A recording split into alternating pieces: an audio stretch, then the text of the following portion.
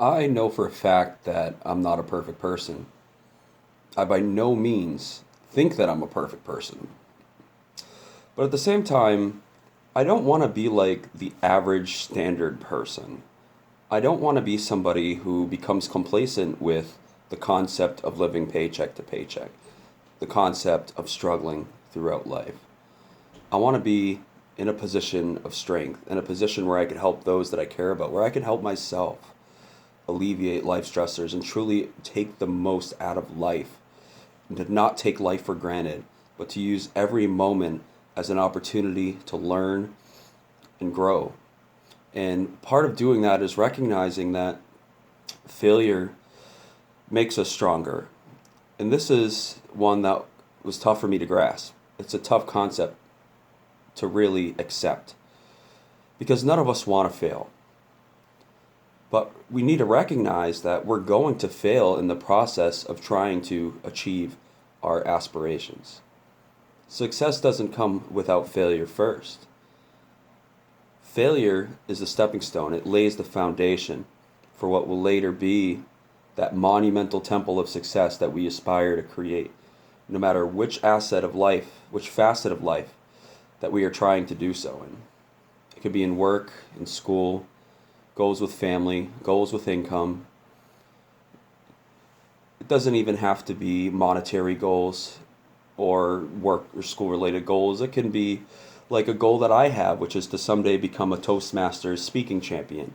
I take great joy in public speaking. I want to be known as one of the greatest public speakers to ever walk this planet. And I know that it's going to take a lot of failure in order to reach that step. I've already experienced failure in that regard. I've done many speaking competitions and I've won many, but I've also lost some.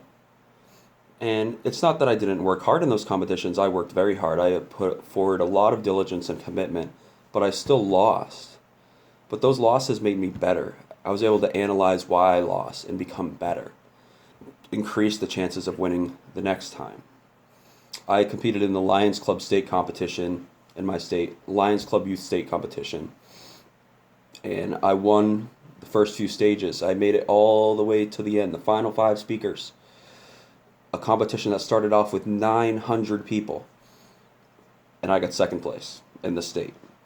I was this close to winning the title of best speaker in the state of Massachusetts. You know, now somebody might look at this and say, well, you can't expect to be the best speaker to walk the planet if you can't even be the best speaker in your state. And that's true.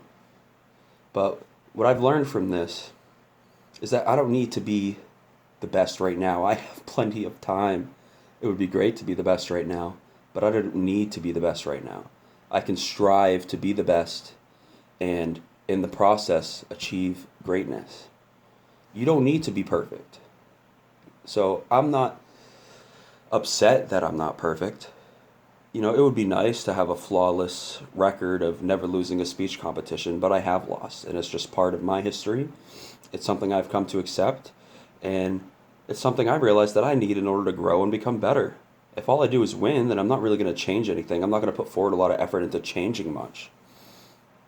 I just want to be in a position where when I'm old, when I'm on my deathbed, I want to be proud of the life that I lived. I want to be able to say that I truly put my best foot forward every single day to take the most out of every single day within reason.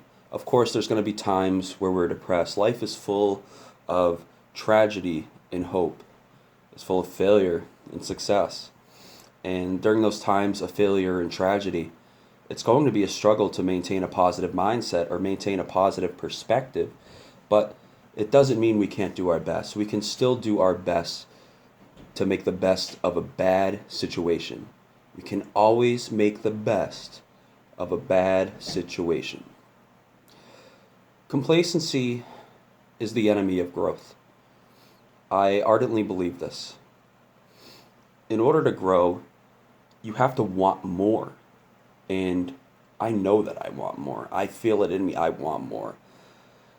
I want to be more in shape because right now I'm not in shape at all. I want to be more successful in a monetary sense because right now what I have in the bank simply isn't feasible for the goals that I've laid out for myself. I just want to grow more. I want to learn more, and I can't be satisfied with where I'm at. I've won many speaking competitions, and if I just, throw in the towel now and say, you know what, that's it. I've won more than most people ever will. Most people will go through life, die, and never win one speaking competition. Most people don't care if they win a speaking competition. I've won plenty. But if I stop here and don't continue to participate in speaking competitions, I'll never achieve my aspirational goal of being the greatest speaker to ever walk this planet. So complacency is your enemy. It's certainly my enemy. And complacency, the way I would define it, is the satisfaction with one's achievement, things, person, character, the belief that there's no more room to grow. You're satisfied with where you're at to the point where you don't make an effort to go any further, to better your position even more. Throughout life, we're going to face lots of adversity. And in the face of adversity, we have to maintain our aspirations. I had a bipolar manic episode that lasted 6 months. It totally threw me off my game. It took control of my central command center. I had no control over that central command center right there. I lost my sanity. And it's not something I'm going to take for granted ever again. But the reason I mention this is because even at rock bottom, when I was at my absolute lowest, dealing with an abyss of depression, I still had this belief that I was destined for something greater, that there's a light at the end of the tunnel, that I'm going to someday make up for this. The bipolar manic episode wasn't my fault, but it still took a lot away from me. It took away my education, it took away my friends, it took away my job, it took away a lot of things that defined me. But as a result of that manic episode, I've been able to redefine myself and reclaim my life with a new and stronger foundation. I'm a more educated person as a result of that manic episode. Even though I do not have my degree yet, I am a more educated person because of the self-initiative that I've taken in the wake and aftermath of that manic episode.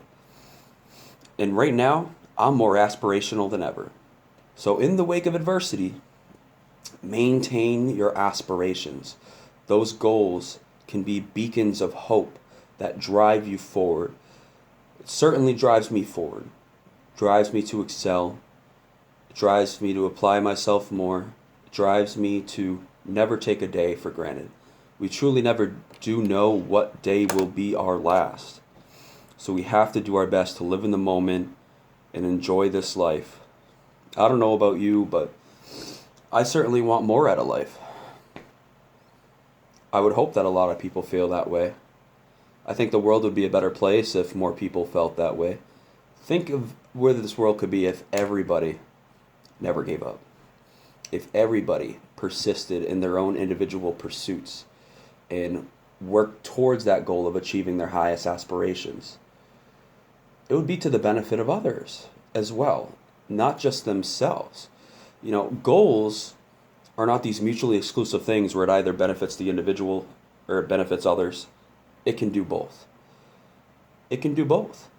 It's not mutually exclusive. So thank you for watching this video. I hope that you enjoyed my rambling, I guess. I just felt an urge to speak on this, whatever this exactly is.